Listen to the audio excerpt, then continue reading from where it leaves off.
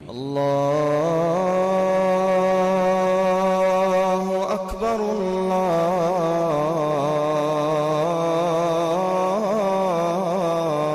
الله أكبر.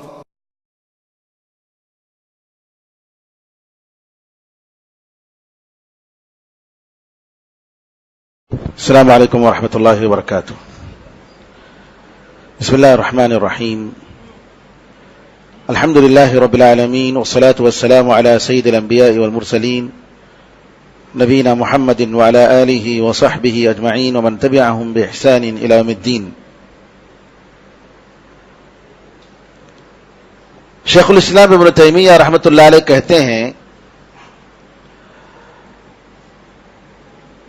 حکومتیں دو باتوں پر چلتی ہیں اور قائم رہتی ہیں. حکومتیں جو ہیں، چاہے وہ اسلامی حکومت ہو یا غیر اسلامی حکومت ہو، دو بنیادی باتیں ان کے اندر ہونی چاہیے. ایک، خبروں میں سچائی. خبروں میں سچائی، جو خبر دے رہے ہیں کسی کے بارے میں اس میں سچائی ہونی چاہیے، جھوٹ نہیں ہونا چاہیے. اور دوسری بات، فیصلہ کرتے ہوئے انصاف کریں. فیصلہ کرتے ہوئے انصاف کا خیال کریں. یہ دو باتیں اگر ہوتی ہیں تو اللہ تعالی حکومتوں کو باقی رکھتا ہے. قرآن کریم میں اللہ تعالیٰ فرماتا ہے وَتَمَّتْ كَلِمَةُ رَبِّكَ صِدْقًا وَعَدْلًا. تمہارے پروردگار کی بات سچائی کے لحاظ سے اور انصاف کے لحاظ سے بالکل پرفیکٹ ہے. یعنی اللہ تعالیٰ کی باتوں میں کوئی جھوٹ نہیں، پوری کی پوری باتیں سچی باتیں ہیں، اور اللہ تعالیٰ کے فیصلوں میں کوئی ظلم نہیں ہے، پورے کا پورا انصاف ہے. تو شیخ الاسلام ابن تیمیہ رحمۃ اللہ علیہ فرماتے ہیں حکومتیں باقی رہتی ہیں ان دو چیزوں پر کہ کوئی بھی خبر دیتے ہوئے سچائی کا خیال کریں اور فیصلہ دیتے ہوئے انصاف کا خیال کریں گے تو وہ حکومتیں باقی رہتی ہیں. بلکہ بعض علماء نے کہا، بلکہ شیخ الاسلام تیمیہ رحمۃ اللہ علیہ کا بھی قول ہے، اللہ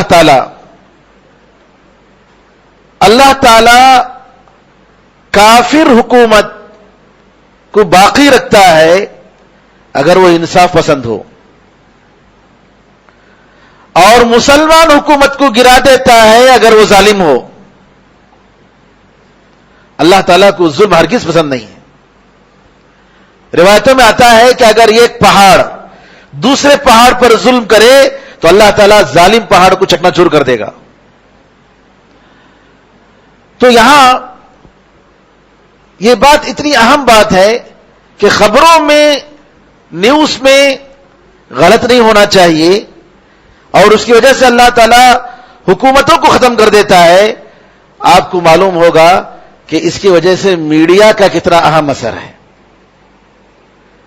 میڈیا کتنا بڑا رول ادا کرتا ہے امن کو باقی رکھنے میں. فساد اور کسی بھی قسم کے ظلم سے بچانے میں میڈیا کا بہت بڑا رول ہوتا ہے. اسی لیے قرآن میں اللہ تعالیٰ نے مسلمانوں کو حکم دیا یا ایھا الذین آمنوا ان جاءکم فاسق بنبأ فتبینوا. کوئی بھی ایک آدمی، برا آدمی خبر لے کر آئے تو تحقیق کر لیا کرو. ان تصیبوا قوما بجہالہ، کہ کہیں ایسا نہ ہو کہ تم کسی قوم کو نادانی میں نقصان پہنچا دو. وتصبحوا علی ما فعلتم نادمین، اور اس کے بعد تمہارے کیے کرنے پر تمہیں افسوس کرنا پڑے.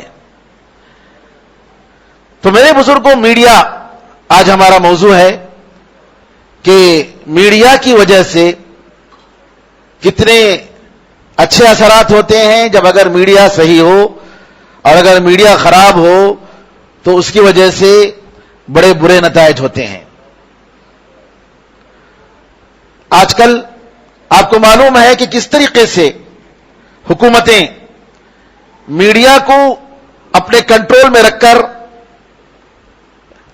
بات اگرچہ کہ غلط ہو، بات میں اگرچہ کہ ظلم ہو، وہ چاہتے ہیں کہ میڈیا والے ان کی بات ہی کریں، حالانکہ میڈیا والوں کا جو فریضہ ہے وہ فریضہ یہ ہے کہ صحیح خبر دیں۔ نبی کریم صلی اللہ علیہ وسلم ایک مرتبہ خواب میں دیکھتے ہیں کہ دو فرشتے لے گئے، کئی مناظر نبی کریم صلی اللہ علیہ وسلم دیکھتے ہیں، صحیح بخاری کی روایت۔ ان مناظر میں ایک منظر آپ نے دیکھا کہ ایک آدمی سویا ہوا ہے اور ایک آدمی اس کے سر پر کھڑا ہے، اور جو سویا ہوا ہے اس کے منہ میں سلاخ ڈال کر یہاں سے گدی تک اس کو پھاڑا جا رہا ہے، چیرا جا رہا ہے۔ پھر اس کے بعد یہ ختم ہونے کے بعد ادھر بائیں طرف سے سلاخ ڈال کر گدی تک اس کو لایا جا رہا ہے، دوسرا حصہ چیرا جا رہا ہے، پھاڑا جا رہا ہے۔ جب تک یہ حصہ کر رہا ہے یہ حصہ دوبارہ واپس ہو جاتا ہے، دوبارہ جو یہ کام کرتا ہے، اور جب یہ کرتا رہتا ہے تو یہ حصہ اپنے اصلی حالت میں واپس ہو جاتا ہے اور دوبارہ وہی سلسلہ جاری ہے۔ نبی کریم صلی اللہ علیہ وسلم نے پوچھا یہ کون ہے؟ دیکھیے معمولی عذاب نہیں ہے، کتنا بڑا عذاب، اور مسلسل یہ عذاب جاری ہے۔ نبی کریم صلی اللہ علیہ وسلم کو جبریل امین نے بتایا، فرشتے نے بتایا کہ یہ وہ شخص ہے جو جھوٹ بولتا ہے، اور اس کی جھوٹ، یہ غلط بات پوری دنیا میں پھیل جاتی ہے۔ آپ ذرا سوچئے نبی کریم صلی اللہ علیہ وسلم کے زمانے میں ایسے چیز کا پیش آنا کوئی تصور کر سکتا ہے کہ ایک آدمی ایک جھوٹ بولے اور وہ جھوٹ پوری دنیا میں پھیل جائے؟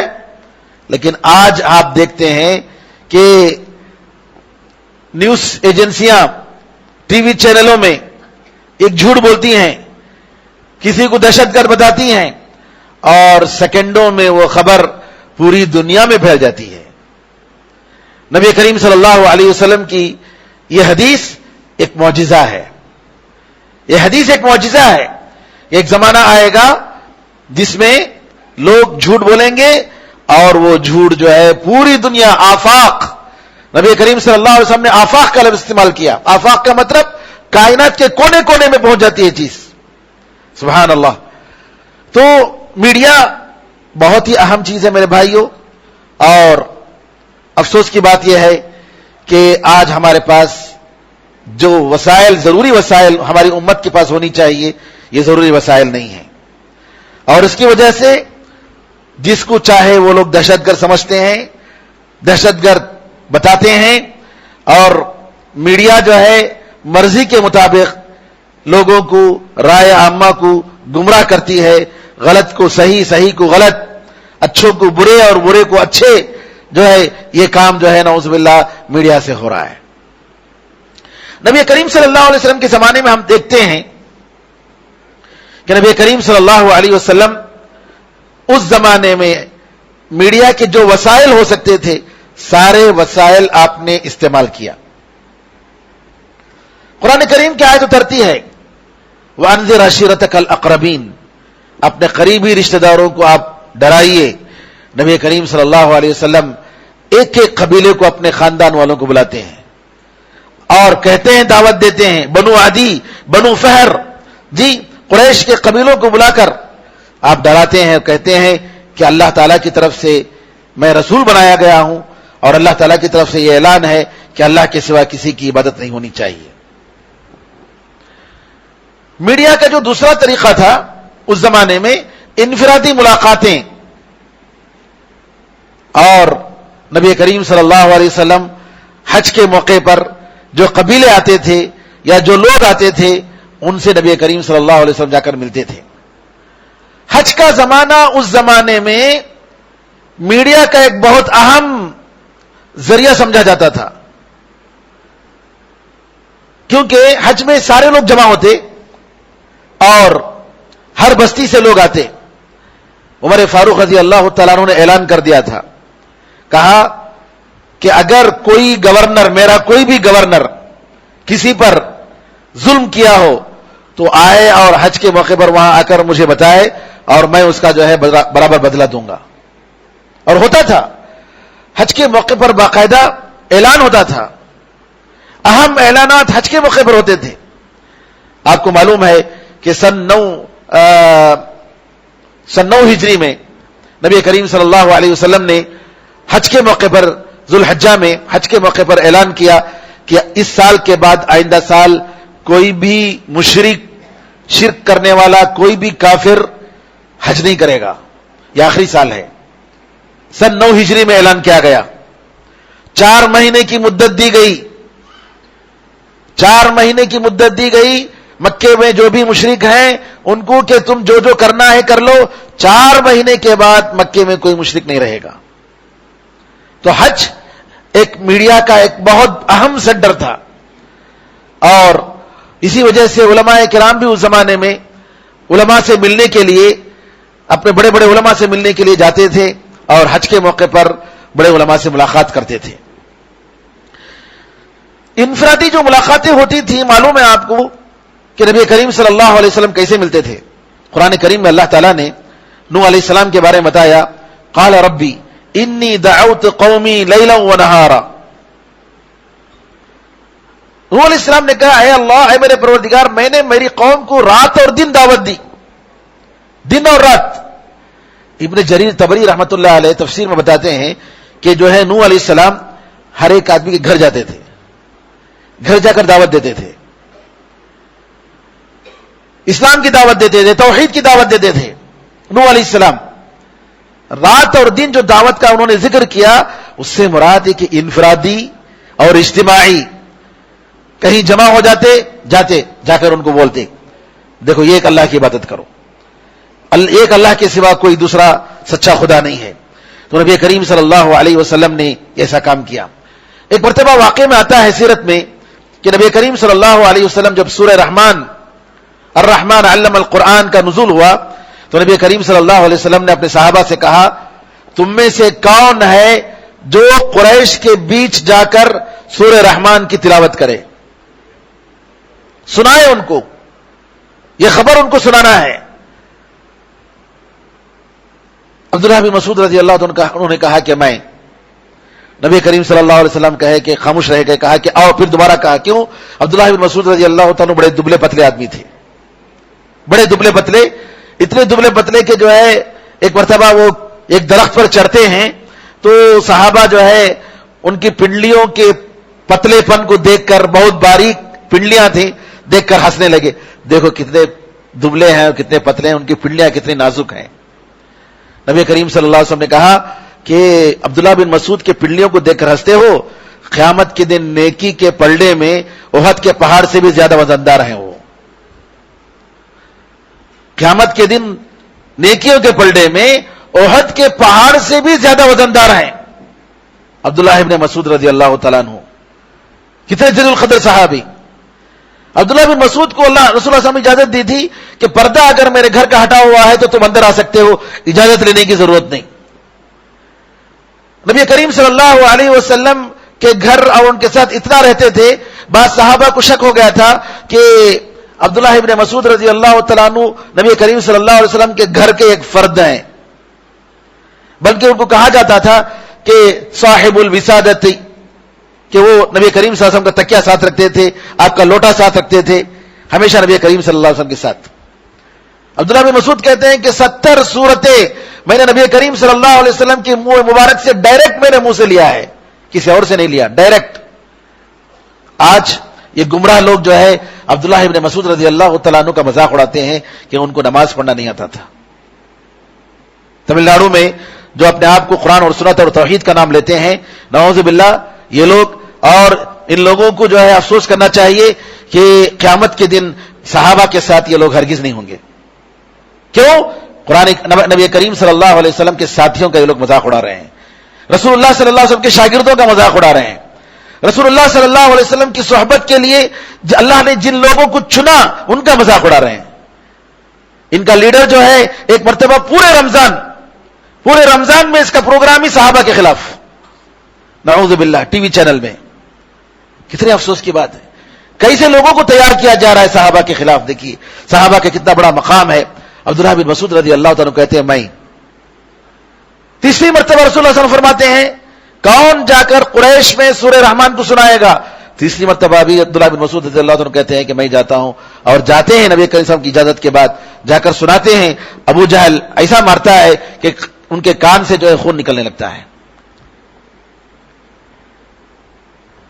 یہ ایک ذریعہ ہے میڈیا کا کہ خبر پہنچانا ہے, پیغام پہنچنا ہے کسی بھی طریقے سے. اور اس زمانے میں جو بھی وسائل ہوتے تھے نبی کریم صلی اللہ علیہ وسلم نے اس کو اختیار کیا. نبی کریم صلی اللہ علیہ وسلم نے اس وقت کا جو میڈیا تھا, وسائل جو تھے, ان میں سے ایک وسیلہ یہ تھا, ایک ذریعہ یہ تھا کہ جو ہے بڑے بڑے لوگوں کے پاس, بستی والوں کے پاس سفیر کو بھیجا جاتا تھا. سفیر, امبیسڈر خط لے کر جاتے تھے. نبی کریم صلی اللہ علیہ وسلم نے ہرقل کے بادشاہ, ایران کے بادشاہ, نجاشی, حبشہ کے بادشاہ, مختلف بادشاہوں کے نام خط لکھ کر نبی کریم صلی اللہ علیہ وسلم نے, جی من محمد الرسول اللہ, محمد جو اللہ تعالیٰ کے رسول ہیں ان کی طرف, الی عظیم الروم, روم کے لیڈر کے پاس, روم کے لیڈر کے نام عزت کے ساتھ. اور کیا ہے, سلام علی من اتبع الہدی, جو ہدایت کی پیروی کرتا ہے, جو حق کی پیروی کرتا ہے, اس پر سلامتی ہو. پھر نبی کریم صلی اللہ علیہ وسلم اسلام کی دعوت دے, اسلم تسلم, اسلام لا لو تم سیف رہو گے, محفوظ رہو گے. اور اگر اسلام لاتے ہو, روم کا جو بادشاہ تھا عیسائی تھا, اس کی طرف خط لکھتے ہوئے کہتے ہیں کہ تمہیں ڈبل ثواب ملے گا. اگر تم اسلام لا لو گے تو تمہیں ڈبل ثواب ملے گا, کیونکہ تم اہل کتاب میں سے تھے اور پھر محمد صلی اللہ علیہ وسلم آخری نبی پر ایمان لا رہے ہو. اور اگر تم اسلام نہیں لاتے ہو تو تمہارے جو فالوور ہیں ان کا گناہ بھی تم پر ہوگا. نجاشی مسلمان ہو جاتے ہیں, نجاشی مسلمان ہو جاتے ہیں. ایران کا بادشاہ پھاڑ دیتا ہے رسول اللہ صلی اللہ علیہ وسلم کے خط کو. نبی کریم صلی اللہ علیہ وسلم بد دعا کرتے ہیں, میرے خط کو اس نے پھاڑا, اللہ تعالیٰ اس کی حکومت کو پھاڑ دے, چیر دے. اور ویسے ہی ہوا, اسی کا ایک وارث اس کو قتل کر دیتا ہے. آپس میں اختلاف اور پھوٹ ہو جاتا ہے. لیکن ہرقل کا جو روم کا بادشاہ تھا وہ بڑی عزت کرتا ہے نبی کریم صلی اللہ علیہ وسلم کی قاصد کی, اور بطور تحفہ جو ہے ایک لونڈی بھی بھیجتا ہے اور دوسری عطر وغیرہ کی چیزیں بھیجتا ہے. تو کہنے کا مطلب یہ ہے کہ نبی کریم صلی اللہ علیہ وسلم نے اس زمانے میں جو وسائل تھے ان سارے وسائل کو آپ نے اختیار کیا. بصرہ جو ہرقل کے انڈر میں ایک بصرہ ایک بستی تھی, اور وہاں کا جو ہے ایک بڑا گورنر تھا, اس کے پاس آپ نے دحیہ کلبی کو بھیجا. عبداللہ بن حذافہ سہمی کو کسرا کے پاس بھیجا. عبداللہ بن عمرو بن امیہ کو نجاشی کے پاس بھیجا. حاتب بن ابی بلتع کو ایران کا جو مصر کا جو بادشاہ تھا اسکندریہ کا, مقوقس, اس کی طرف بھیجا. سریت بن عمرو کو ثمامۃ بن اسال کی طرف بھیجا. علاء بن حضرمی کو منذر بن ساواز بحرین کا جو بادشاہ تھا اس کی طرف بھیجا. کتنے لوگوں کو اب نبی کریم صلی اللہ علیہ وسلم نے بھیجا. اور آپ کو معلوم ہے کہ نبی کریم صلی اللہ علیہ وسلم نے مدینے میں اسلام کی دعوت پھیلانے کے لیے مصعب بن عمیر رضی اللہ تعالیٰ عنہ کو اور عبداللہ بن ام مکتوم رضی اللہ عنہ کو بھیجا. وہاں جا کر مدینہ نبی کریم صلی اللہ علیہ وسلم سے ہجرت کرنے سے پہلے اسلام کا وہ کام کر رہے تھے, وہ دعوت دے رہے تھے. تو یہ ایک اہم وسیلہ ہے, ایک ذریعہ ہے میڈیا کا. میڈیا کا مقصد کیا ہے کہ خبر پہنچنی چاہیے, اطلاع ملنی چاہیے. اور نبی کریم صلی اللہ علیہ وسلم نے یہ بات جو میں بتا رہا ہوں یہ ہجرت سے پہلے کا ہے. ہجرت کے بعد نبی کریم صلی اللہ علیہ وسلم کے پاس مدینے میں جمعے کا خطبہ ایک اہم وسیلہ ہے. جمعے کا خطبہ, مستشرقین اورینٹلسٹ کہتے ہیں مسلمانوں کے پاس دو چیز ہے, جب تک یہ دو چیزیں ختم نہیں کریں گے ہم مسلمانوں کو ختم نہیں کر سکتے. ایک قرآن ہے اور دوسرا جمعے کا خطبہ ہے. یہ جمعے کے خطبہ اس منبر کو صحیح طریقے سے استعمال کیا جائے اور ہم مسلمان بجائے اس کے کہ بالکل آخری وقت میں آ کر صرف نماز پڑھنے کے لیے آئیں, جمعے کے دن جیسا کہ فضیلت ہے کہ پہلے وقت میں آئیں گے تو اونٹ قربانی کرنے کا ثواب ملے گا، اور دوسرے وقت میں آتے ہیں تو گائے قربانی کرنے کا ثواب ملے گا، تو بالکل جو ہے اور اس سے فائدہ اٹھائیں گے جمعے کے خطبے سے، تو کافی جو ہے تبدیلی آ سکتی ہے اور ہمارے لیے ایک بہت بڑا الحمدللہ ذریعہ ہے، لیکن اس کا صحیح استعمال ہونا چاہیے۔ اسی طریقے سے مسجد، نبی کریم صلی اللہ علیہ وسلم کے زمانے میں مسجد سے بہت سارا کام لیا جاتا تھا۔ آپ کو معلوم ہے کہ سعد بن معاذ رضی اللہ عنہ جب خندق کی جنگ میں زخمی ہو جاتے ہیں، نبی کریم صلی اللہ علیہ وسلم نے کہا کہ سعد بن معاذ رضی اللہ تعالیٰ عنہ کو مسجد میں ڈیرا لگاؤ، میں چاہتا ہوں کہ میں ان کی تیمارداری کرتے رہوں، وقتاً فوقتاً جو ہے میں ان کی زیارت کرتا رہوں، لہذا مسجد میں لگایا گیا۔ نبی کریم صلی اللہ علیہ وسلم مسجد میں، جی آپ کا مسجد سمجھ لیجئے ہائی کورٹ تھا، فیصلے ہوتے تھے، مشورے ہوتے تھے آپس میں، مجلس شورا کاؤنسلنگ کی جگہ تھی، بہت سارے کام ہوتے تھے مسجد نبوی سے نبی کریم صلی اللہ علیہ وسلم زمانے میں، بلکہ سب سے پہلی یونیورسٹی اگر کہیں گے اسلام کی تو یہ نبی کریم صلی اللہ علیہ وسلم کی مسجد تھی، کہ کوئی بھی آدمی مسلمان ہوتا، باہر سے کوئی بھی آتا، ہفتہ 10 دن رہتا، نبی کریم صلی اللہ علیہ وسلم سے دین کی باتیں سیکھ کر جاتا۔ ضرورت ہے کہ آج ہم مسجدوں سے وہ کام لیں، جس کی وجہ سے معاشرے کو فائدہ ہو۔ کتنے مسائل مسجدوں سے اعلان ہونا چاہیے جہاں عام مصلحتیں ہیں مسلمانوں کے لیے، عام مصلحتیں، مسلمانوں کے فائدے کی چیزیں اعلان ہونا چاہیے۔ میں نے بنگلور میں بعض مسجدوں میں دیکھا باقاعدہ اعلان ہوتا ہے کہ دیکھیے ووٹرز کی جو لسٹ آ رہی ہے، فلاں جگہ ہے، آپ لوگ جا کر چیک کیجئے، اگر آپ لوگوں کا نام نہیں ہے تو براہ کرم جا کر چیک کر کے اپنا نام ڈلوائیے۔ اعلان ہو رہا ہے، رائے عامہ کو بتانا چاہیے، اویئرنیس لانا چاہیے۔ اہم اعلانات، کسی کے گم ہونے کی چیز تجارت وغیرہ تو وہ تو جائز نہیں ہے، اسلام میں آ گیا ہے، لیکن مسلمانوں کے لیے فائدے کی چیز ہے، جی کوئی عام مصلحت کی چیز ہے، مسجد میں اس کا اعلان ہونا چاہیے، اور اس کی وجہ سے جو ہے معاشرے کو، سوسائٹی کو فائدہ ہو سکتا ہے، یہاں کے مسلمانوں کو، تو اس میں کوئی حرج نہیں ہے۔ نبی کریم صلی اللہ علیہ وسلم کے زمانے میں استعمال ہوتا تھا۔ ایک مرتبہ کچھ لوگ آئے، ان کے بدن پر کپڑے ہی نہیں، نبی کریم صلی اللہ علیہ وسلم کو دیکھ کر اتنی تکلیف ہوئی، آپ نے جو ہے تقریر کی، خطبہ دیا، لوگوں کو صدقہ کرنے پر ابھارا، کہا اتقوا النار ولو بشق تمرہ، دوزخ کے آگ سے بچو اگرچہ کہ کھجور کا ایک ٹکڑا ہی سے ہی صدقہ میں دے کر دوزخ کی آگ سے بچو۔ آپ نے صدقہ ابھارا، الحمدللہ لوگ جو ہے ڈالتے گئے، کوئی غلہ ڈالا، کوئی کھجور ڈالا، کوئی کپڑے، تو الحمدللہ اتنے سارے۔ پھر اس کے بعد نبی کریم صلی اللہ علیہ وسلم کا چہرہ خوشی سے لہلہا اٹھا۔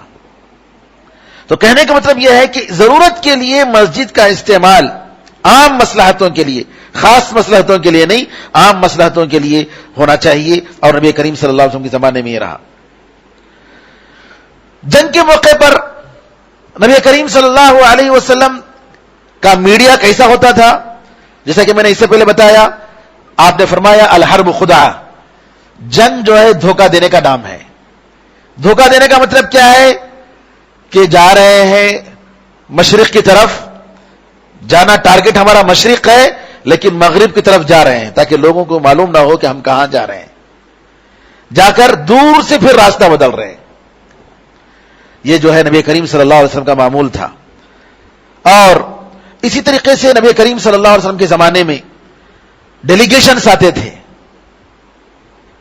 مختلف، وفد عبد القیس، بہت سارے ڈیلیگیشن، اور خاص طور پر صلح حدیبیہ کے بعد سے لے کر فتح مکہ تک کا جو عرصہ تھا، نبی کریم صلی اللہ علیہ وسلم کے انتقال تک، ماشاءاللہ اتنے ڈیلیگیشنز کہ مت پوچھیے، 20 ڈیلیگیشن وفود آتے تھے، نبی کریم صلی اللہ علیہ وسلم سے ملتے تھے، دین کی باتیں سیکھتے تھے، نجران سے، فلاں سے، جواسا بحرین سے۔ اور اسی طریقے سے نبی کریم صلی اللہ علیہ وسلم ڈیلیگیشنوں کو بھیجا کرتے تھے دعوت کے لیے۔ میڈیا کا ایک بہت ذریعہ تھا۔ نبی کریم صلی اللہ علیہ وسلم، جیسا کہ آپ کو معلوم ہے، مکے میں آپ نے طائف کا سفر کیا دعوت کا کام کرنے کے لیے، پہنچانے کے لیے، اور اسی طریقے سے نبی کریم صلی اللہ علیہ وسلم کے زمانے میں ایک بہت اہم ذریعہ تھا میڈیا کا، شعر و شاعری. شعر اور شاعری. ادھر کفار قریش نبی کریم صلی اللہ علیہ وسلم کے خلاف شاعری پڑھتے، آپ کے خلاف گالی گلوچ کرتے. نبی کریم صلی اللہ علیہ وسلم اپنے شاعروں کو بلاتے. آپ کے مشہور شاعروں میں حسان بن ثابت رضی اللہ تعالیٰ عنہ، عبداللہ بن رواحہ رضی اللہ تعالیٰ عنہ، یہ سب آپ کے شاعروں میں سے تھے. نبی کریم صلی اللہ علیہ وسلم بلاتے، بلا کر ان کا جواب دو. دیکھیے کس طریقے، ایک میڈیا تھا اس وقت شاعری میں وہ لوگ رسول اللہ صلی اللہ علیہ وسلم کے خلاف کر کچھ بولتے، نبی کریم صلی اللہ علیہ وسلم ان کا جواب دینے کے لیے شاعروں کو بلا کر جواب دلواتے. کئی شاعروں کو ایک مرتبہ بلواتے ہیں، بلا کر جواب دینے کے لیے کہتے ہیں، لیکن نبی کریم صلی اللہ علیہ وسلم کو ان کا جواب پسند نہیں آیا. حسان بن ثابت کو بلاتے ہیں تو حسان بن ثابت کہتے ہیں اب جو ہے اس شعر کو موقع آیا ہے، اس شعر کو اب موقع آیا ہے بات کرنے کا اور جواب دینے کا. اور حسان بن ثابت رضی اللہ تعالیٰ عنہ اتنے زبردست جو ہے شاعری کرتے ہیں، آج بھی وہ شاعری محفوظ ہے کہ جو ہے ہم آئیں گے، ہمارے گھوڑے جو ہے غبار اڑاتے ہوئے آئیں گے اور اس طریقے سے کریں گے، ویسے کریں گے جیسے عام طور پر شاعری لوگ اپنے شاعری میں کرتے ہیں. اس طریقے سے حسان بن ثابت رضی اللہ تعالیٰ جواب دیتے ہیں تو نبی کریم صلی اللہ علیہ وسلم کو اطمینان ہوتا ہے. نبی کریم صلی اللہ علیہ وسلم حسان بن ثابت کو کہتے ہیں سنو میں بھی قریش میں سے ہوں، لہذا تم ابو بکر کے پاس جا کر نسب نامہ معلوم کرو. ابو بکر صدیق رضی اللہ تعالیٰ عنہ، نسب نامہ کا مطلب یعنی یہ فلاں خاندان سے، کون سے خاندان سے پیڑا پیڑی 50-100 پیڑا پیڑی تک ان کو معلوم ہوتا. اور یہ علم جو ہے ابو بکر صدیق رضی اللہ تعالیٰ عنہ کو تھا. تو حسان بن ثابت رضی اللہ تعالیٰ عنہ سے کہتے ہیں کہ جو ہے قریش کے جو انساب ہے، خاندان ہیں، ان کے بارے میں جا کر ابو بکر سے معلوم کرو اور اس کے بعد تم شاعری کرو، اس کا جواب دو. حسان بن ثابت رضی اللہ عنہ کہتے ہیں آپ گھبرائیے نہیں، جس طریقے سے آٹے سے بال کو نکالا جاتا ہے بالکل میں آپ کو الگ سے نکالوں گا، آپ کے بارے میں کوئی غلط بات نہیں آئے گی، آپ کے بارے میں کوئی ہجو نہیں کروں گا میں. تو بہرحال میرے بزرگوں، اس زمانے کے بہت سارے وسائل، لیکن آج ٹی وی ہے، آج انٹرنیٹ ہے، آج واٹس ایپ ہے، آج اتنے وسائل ہیں. میں یہ سوال کرتا ہوں کہ ہم اتنے وسائل جو ہمارے پاس ہیں، ان وسائل کو ہم نے اسلام کے لیے کتنا استعمال کیا؟ ہزاروں لوگ بیٹھ کر مسلمانوں کو گمراہ کرنے کے لیے جی اپنا پیسے لگا رہے ہیں، اپنا وقت لگا رہے ہیں، لیکن افسوس ہم مسلمانوں میں یہ چیز نہیں ہے. ہاں الحمدللہ یہ بات ماننی پڑے گی کہ عرب میں الحمدللہ ایسے نوجوان ہیں جو الحمدللہ عربی زبان میں ان کا جواب دینے کے لیے ہیں، لیکن افسوس انگریزی زبان میں کام کرنے کی ضرورت ہے، بہت کام کرنے کی ضرورت ہے، ہمارے مقامی زبان میں کام کرنے کی ضرورت ہے. جیسا کہ میں نے بتایا، ہمارے استاذ محترم نے کہا، ڈاکٹر ضیاء الرحمن اعظمی نے، لٹریچر پھیلاؤ، انٹرنیٹ میں مواد بھر دو حق کے جو مواد ہیں، تاکہ جو ہے یہ حق ہر گھر پہنچے. یہاں جو فتنے اٹھے ہوئے ہیں علماء کی قلت کی وجہ سے، ہمارے صوبہ تمل ناڈو میں خاص طور پر تمل بولنے والوں میں جو جہالت اور فتنے اور نئے ہر روز ایک فتنہ ایک مسئلے میں، اس کا جواب دینے کے لیے میرے بھائیوں علماء پیدا کرنے کی ضرورت ہے اور ان تمام نئے وسائل کا استعمال کرنے کی ضرورت ہے. بہت بڑا فرض کفایہ ہے اور ضرورت ہے اس بات کی کہ اللہ تعالی ہم سب کو توفیق عطا فرمائے، ہم اس کے لیے کوشش کریں. ورنہ وسائل تو اتنے ہیں کہ مت پوچھئے، اس کے جتنے فوائد آپ جانتے ہیں. انٹرنیٹ میں ماشاءاللہ آپ اگر دین کا کام کریں گے جو اہل حق ہیں، اور کام جو ہے علماء کی نگرانی میں ہونی چاہیے، میں بار بتاتا ہوں، بالکل آپ کام کیجئے. حدیث میں آتا ہے بلغوا عنی ولو آیہ، یہ ایک آیت سے آپ پہنچائیے، لیکن علماء کی نگرانی میں کام کیجئے، علماء کے ساتھ کام کیجئے، ورنہ آپ بھٹک سکتے ہیں. آج کل یہ ہے کہ کسی کو تقریر کرنے تھوڑا آ گیا تو ختم، وہ آدمی اپنی جگہ علامہ بن جاتا ہے اور کہتا ہے کسی عالم کی ضرورت نہیں ہے، بس میرے پاس آؤ بس. نعوذ باللہ، یہ ہمارا کام نہیں ہے. مسلمان صحیح معنی میں دائی کون ہوتا ہے؟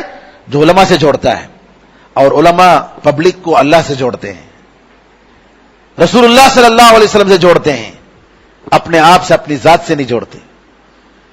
جی ہاں، اللہ تعالیٰ سے دعا ہے کہ اللہ تعالیٰ ہم سب کو اس کی توفیق عطا فرمائے. آمین ارحم الراحمین. الحمدللہ رب العالمین. صلی اللہ وسلم علی نبینا محمد وعلی آلہ وصحبہ اجمعین والحمدللہ رب العالمین.